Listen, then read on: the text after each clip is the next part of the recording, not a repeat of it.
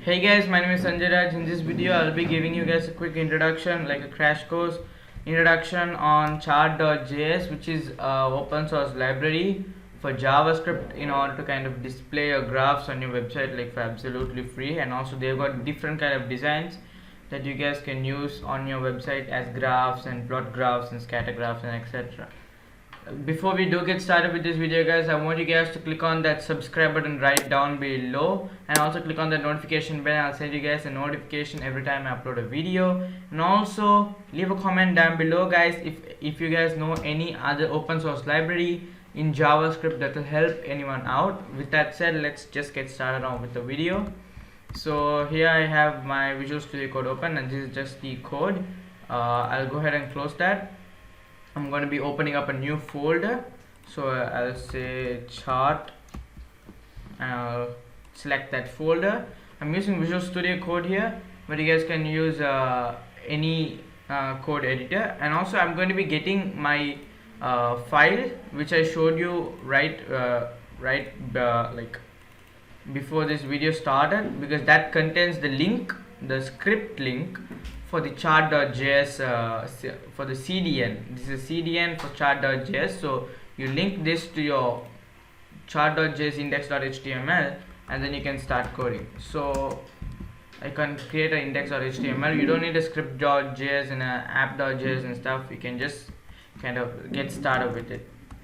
So I'm using Emmet here, and I'll start with changing the title to Chart.js. And in the body I'll say, first of all, we need a canvas in order to display the graph, so we don't need any div or anything like that. So I'm going to be giving an ID saying my chart. Also guys, you can find everything right down below in the description. I'll leave a link to the documentation to the website where you guys can find everything. So write down like canvas is the only HTML code you have to write, and then I'll write another script tag which is going to be the CDN. I'll leave a link to that as well in the description, so I'll link that. And also we need another script tag which we are going to be using in order to write the JavaScript. You could use a different file, but you could use this index.html.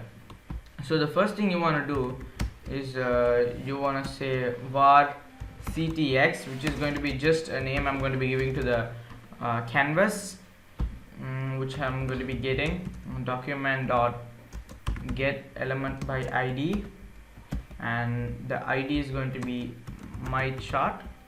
And we need to make a 2D chart, so you'll say dot get context and you'll say 2D.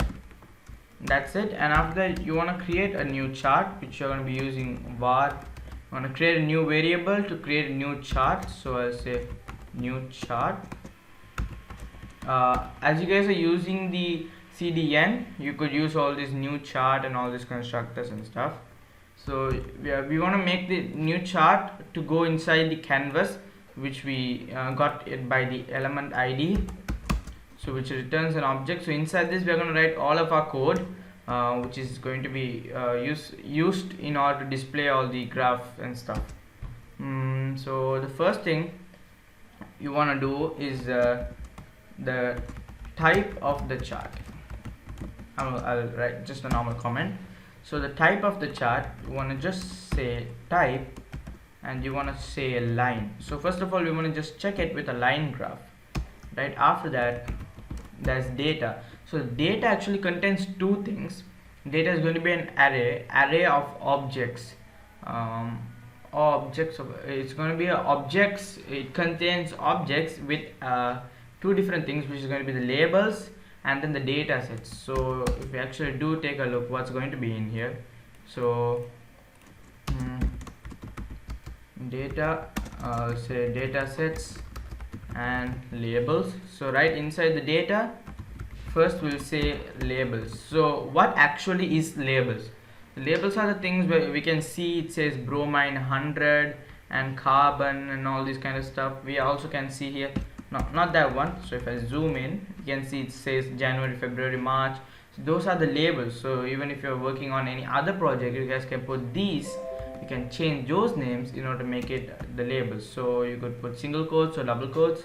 I'll use the same example: January, February,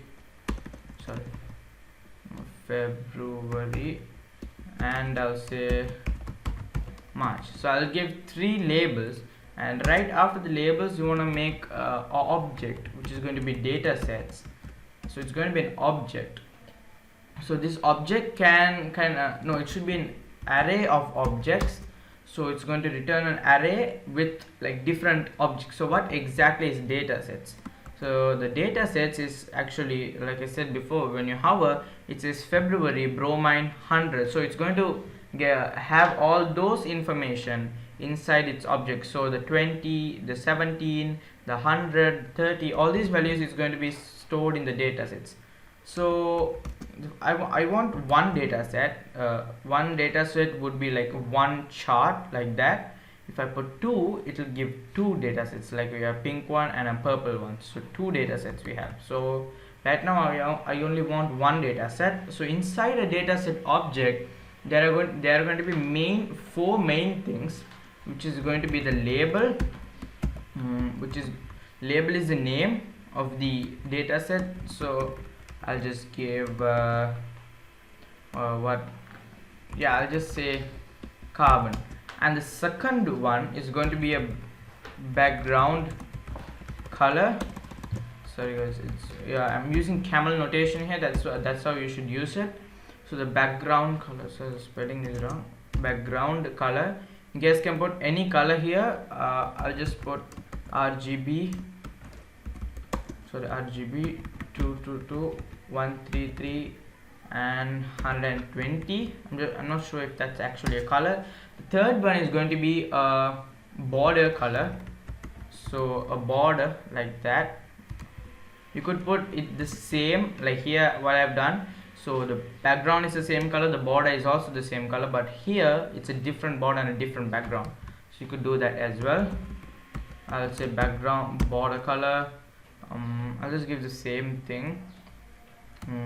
So as this is not CSS, you won't get that selector to kind of show you all the gradients and colors and stuff. So the fourth thing is going to be the data itself, which is going to be an array. So that data is going to contain all of these values. So if we say 10, so the 10 is going to be contained right here, so right there.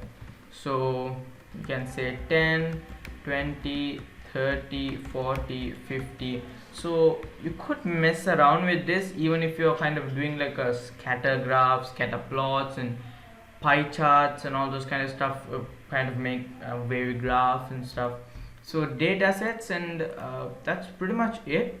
Right after data, we need one thing, which is going to be options.